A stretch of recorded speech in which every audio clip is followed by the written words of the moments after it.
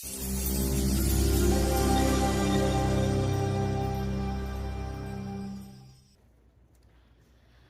everyone, Esther L. Jones, artist, musician, and ceramicist here. And this vlog matches the blog post over on my website, estherljones.com, where you can visually see all the things that I talk about and that I say in here. So the title the blog today is ARTY Party and on being a list maker. So we're going to talk about making lists, my lists, and that sort of stuff today. I'm filming from a little bit different location in my apartment today because the carpet cleaner was here, and which is wonderful because my carpets will be clean for the holidays, but the carpet is wet, so I'm sitting in my chair with my feet up, with the door open. So if you hear some nature sounds, you may enjoy a little bit of that. All right, so let's get to our announcements. ARTY Party. ARTY Party, a week from tomorrow, Saturday night, 6:30 p.m. Central. I want to remind you this is the last one for the year, and that you will be getting 20 to 60% off of some of the items. So it will be worth it to tune in. Remember that it's only live. If you don't purchase while it's live, you get regular price and that's it. So also, I'm going to experiment with putting some of the items up in my sale group on Facebook, and I will put the link to that down below so that you can go join that Facebook group. That group is very inactive unless I'm having an ARTY party, so it won't fill up your news feed or anything except during times when I'm having an ARTY party. And if you're in there, then you would get first dibs because I'm going to put up the posts about what's available ahead of the actual ARTY party. So you get first dibs over there if you're a part. Also, I'll put the link to join my newsletter down there so that you can join the newsletter. So 20 to 60% on ceramics and art before Christmas, and don't forget that you can give music as a gift, meaning that you can buy gift certificates for a series of music lessons for a loved one or a student that you know that might be wanting piano, voice, guitar, or some other music type lessons or art lessons. So there are gift certificates available on my website. So don't forget that as a possible gift giving option.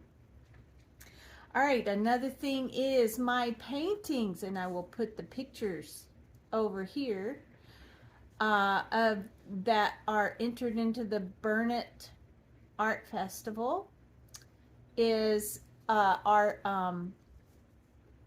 hanging in Burnett, Texas, and they're available to vote on for the People's Choice Award.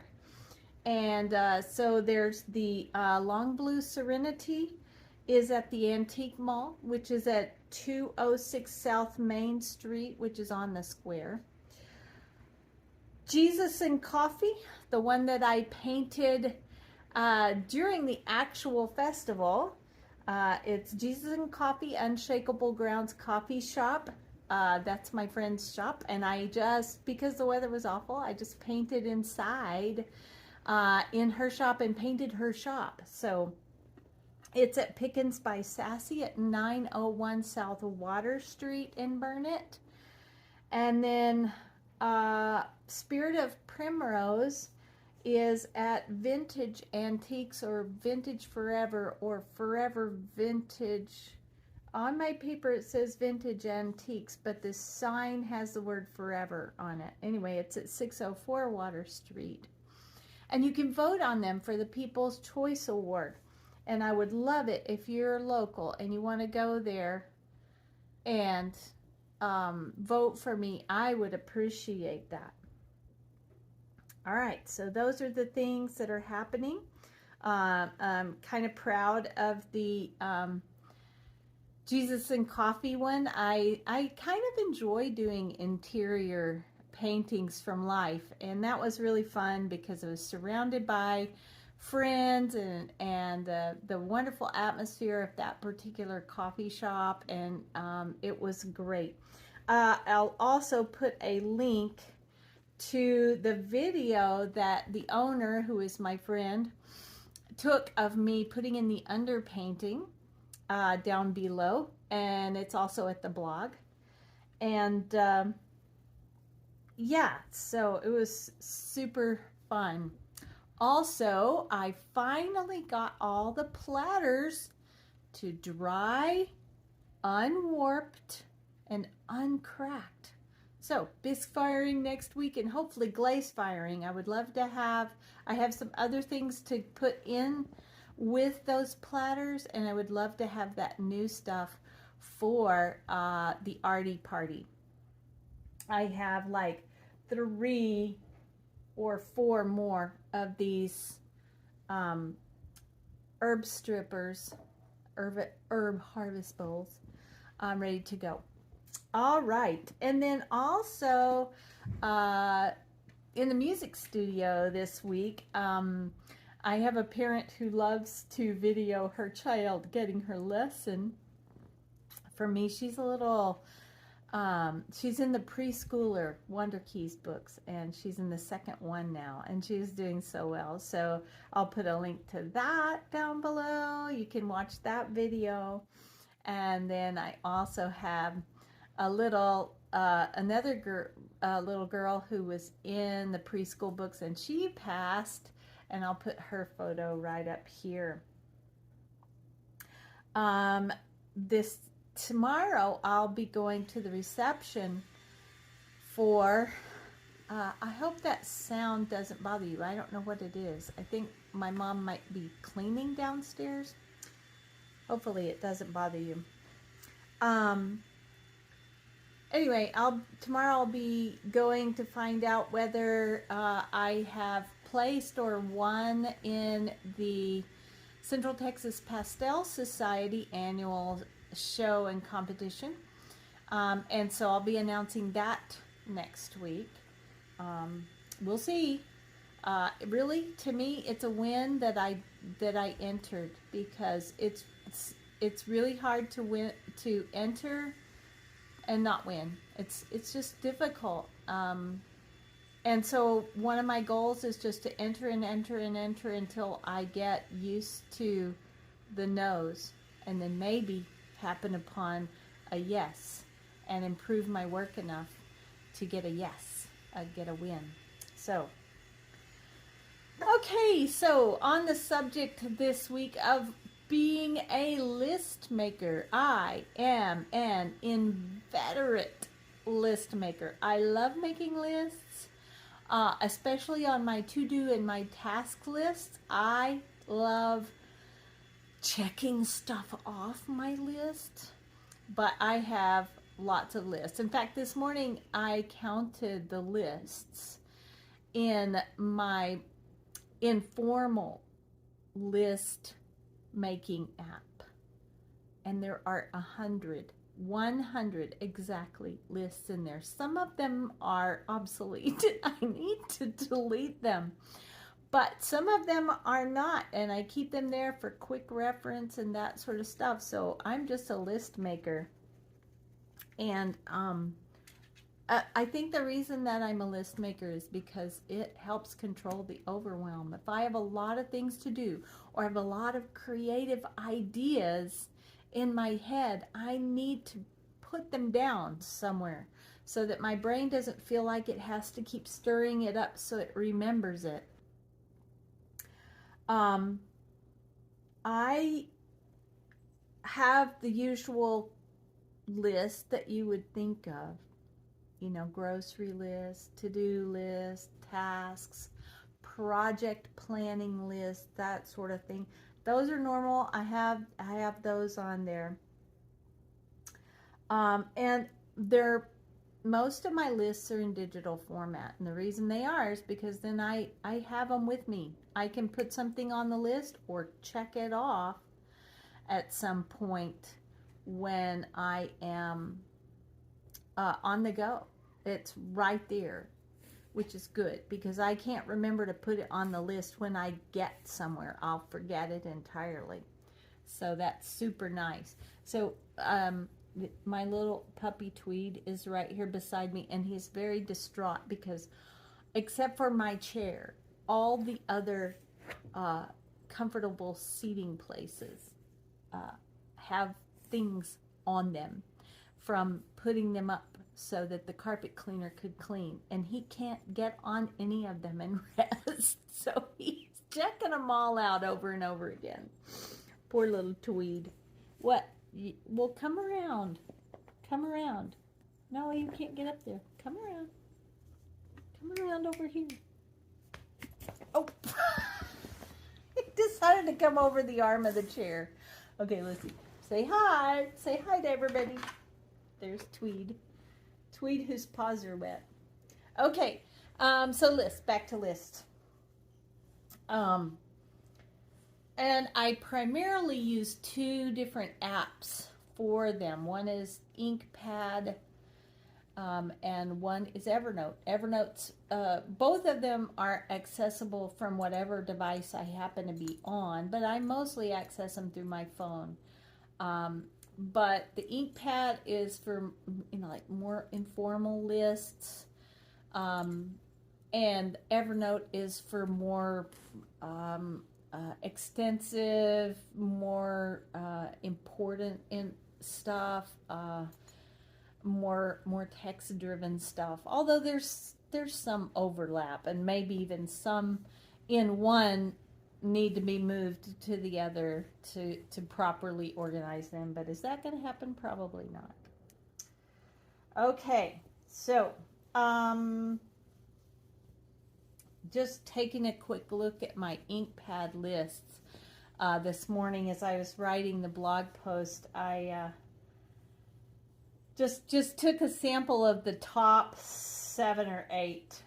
So the first list is called My Groceries. It's called My Groceries because sometimes I shop for family, and that goes on a different list. All right.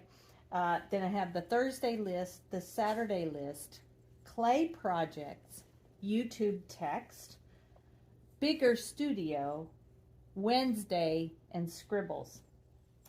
So the first one is pretty obvious. It's just My Groceries, although occasionally I'll also slap on there extra errands that I might need to remember to run while I'm getting groceries. And then the ones with weekday names like Thursday, Saturday, or Wednesday, those are that day's tasks that need to get done, and breaking it down into days helps me a lot. So